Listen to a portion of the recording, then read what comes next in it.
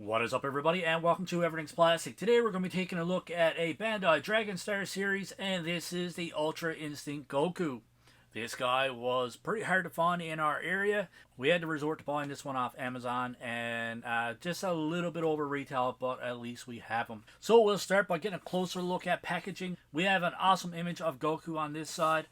On the back here, we have all 6 figures that are in this wave, and if you collect all 6, you get to build this very awesome Super Saiyan Broly Build-A-Figure.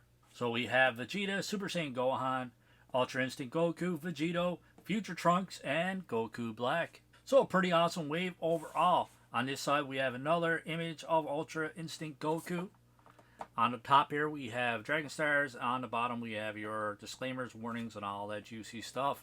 So guys, that's going to wrap up packaging. We'll be right back with Ultra Instinct Goku outside of the package. So first, for accessories or extra pieces, whatever you want to call it, we have the Build-A-Figure piece for Super Saiyan Broly.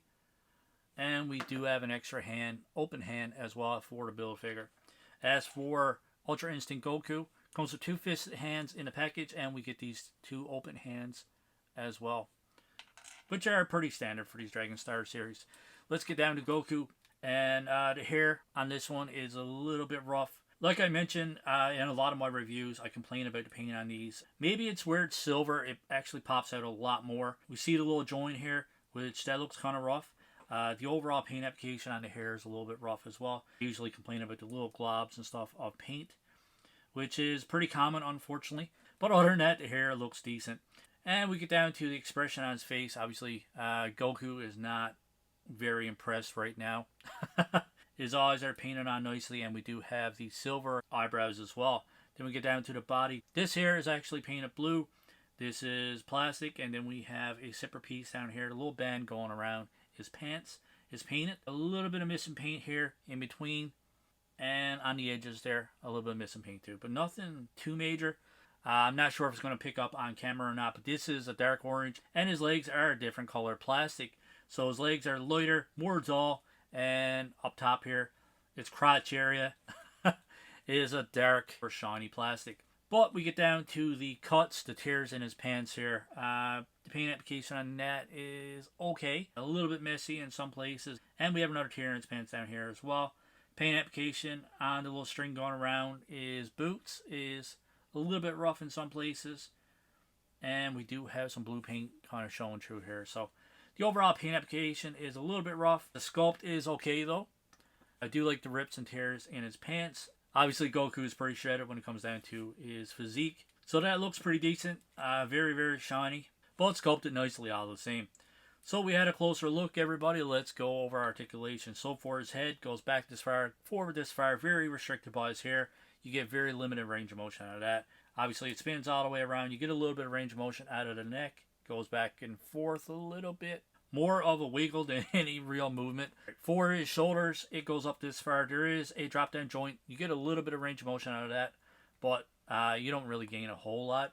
There's a rotation at the base that spins all the way around. We do have a bicep swivel as well, and we do have double jointed pin elbows. For his wrists, we have a ratchet joint which goes up this far, down this far, all the way around. There's a ball joint here for the waist, and it goes back this far, forward this far, so very restricted. You get a little bit of side to side, full rotation all the way around. For the legs, it only goes out this far, forward this far, back this far. That's one of the biggest flaws with these Dragon Stars is we have no upper body crunch or no double ball joints or ball pegs. And for the bottom part here, we have very limited range of motion out of the legs. I mean, if you have a figure of Vegeta or some kind of Dragon Ball character, you definitely want them to do his splits, right? After all, these are top-notch fighters, and they can't even do his splits. But yeah. For his knees, we get 90-degree bend out of the knees, or actually a little bit over 90 degrees. Not a whole lot. It is double jointed, but yeah, just the overall design, very, very limited. And for his ankle, it goes back this far, forward this far, all the way around. Not really surprised by the overall articulation. These are pretty limited. A lot of these have all the same articulation, very restricted. Average paint application and average sculpt. But my son loves them, so we continue to buy them. Personally, I prefer the SH Fig Arts or the Figure Rise model kits. I love the model kits. I'm addicted to the model kits personally, but my son loves these. He plays with them, he fights with them, which, I mean, that's what toys are for. If he likes them, we'll keep buying them and we'll keep reviewing them. We'll do some quick comparisons. I usually use this one as a standard go-to for a McFarlane. We can see that much taller than Ultra Instinct Goku. We have the Macho King Randy Savage Mattel WWE figure. This one is taller as well.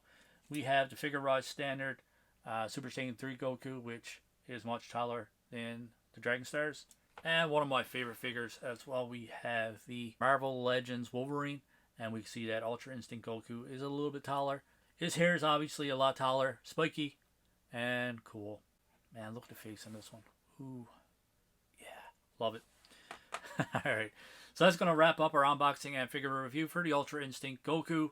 Out of 10, I'm going to give this guy a 6 out of 10. The paint application on this one is rough in a few places. There's a lot to be desired with this one. But it's still cool, man. Like, it's Ultra Instinct Goku. How can it not be cool? Face sculpt is decent. The sculpt is decent. Like I said, very basic. Nothing too crazy. I don't like how it's two different kinds of plastic. This is more of a dark, dull orange. And his pants down here are a shiny, brighter orange. A lot of details. The paint applications are messy on that as well. So I think 6 out of 10 is a pretty decent score for this one. As always, my friends, let me know in the comments below what you think of our score of 6 out of 10. Let us know what you think of this figure. Let me know what you think of the Dragon Stars line. Do you guys collect them? And let me know in the comments below as well, who's your favorite Dragon Ball character of all time? If you guys had to rate this one out of 10, what would you give it? If you like this review, hit that like button, and that subscribe button is there as well. If you want to support the channel, we do have a channel membership, we do have a merch store, Patreon, all that good stuff is linked in the description below. As always, my friends, we hope you enjoyed this review, and we hope you enjoy the rest of your day. Keep collecting, stay safe, go buy some toys.